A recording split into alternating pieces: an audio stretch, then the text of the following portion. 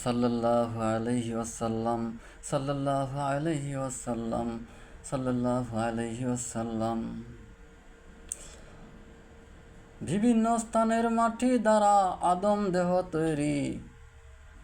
আমি ইচ্ছা করে কোনো কথা ভুল বলবো না। অনিচ্ছায় যদি কোনো কথা ভুল হয়ে যায় দয়া করে ক্ষমা সুন্দর দৃষ্টিতে দেখবেন। আর যদি কোনো কথা সন্দেহ মনে হয় তাহলে আপনাদের আশেপাশে মাওলানা মুফতি ওনাদের কাছ থেকে জেনে নেবেন। সঠিক কথা মানবেন, ভুল কথা মানবেন না। আর দয়া করে কথাগুলি শুনবেন, সাবস্ক্রাইব করবেন, শেয়ার করবেন, লাইক করবেন, এই আশা আপনাদের কাছে রাখলাম। বিভিন্ন স্থানের মাটি দ্বারা আদম দেহ তৈরি।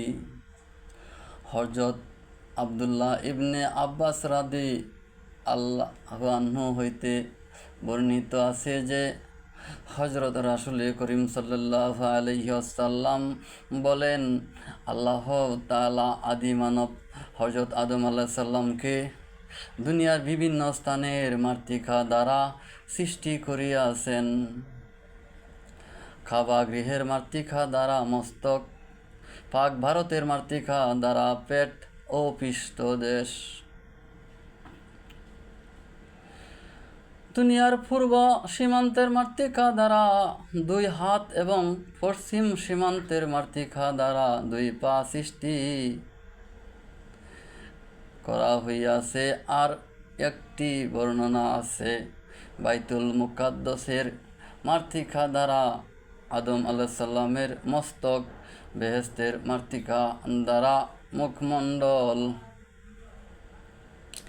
পাক ভারতের মৃত্তিকা দ্বারা তাহার দণ্ডরাজি, পবিত্র কাবার মৃত্তিকা দ্বারা তাহার হস্ত, ইরাকের মৃত্তিকা দ্বারা পৃষ্ঠদেশ, জান্নাতুল ফেরদাউসের মৃত্তিকা দ্বারা তাহার কলিজা, তাইবের মৃত্তিকা দ্বারা তাহার জিহ্বা, হাউজে কাউসারের মৃত্তিকা দ্বারা তাহার চক্ষুদ্বয়, পর্বতের মৃত্তিকা দ্বারা তাহার মেরুদণ্ড এবং বাবেলের মৃত্তিকা দ্বারা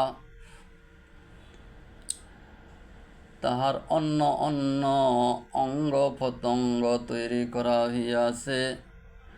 অন্য হাদিসে বর্ণিত আছে যে তাহার মস্তক মক্কা শরীফের মাটির দ্বারা, গার বাইতুল মুকাদ্দাসের মাটির দ্বারা, পেট ও পিঠ আদনের মৃত্তিকা দ্বারা, হস্ত পা ভারতের মাটির দ্বারা, পদ্ম দুনিয়ার পূর্ব সীমান্তের মাটির দ্বারা এবং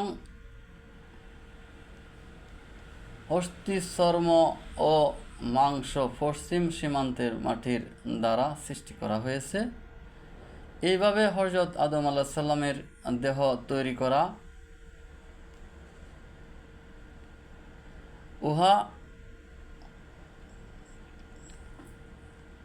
এইভাবে হযরত আদম আলাইহিস সালামের দেহ তৈরি করা হইয়াছে। উহা বেহেশতের এক প্রান্তে একাধারে 40 বৎসর পর্যন্ত সংকৃত হইল।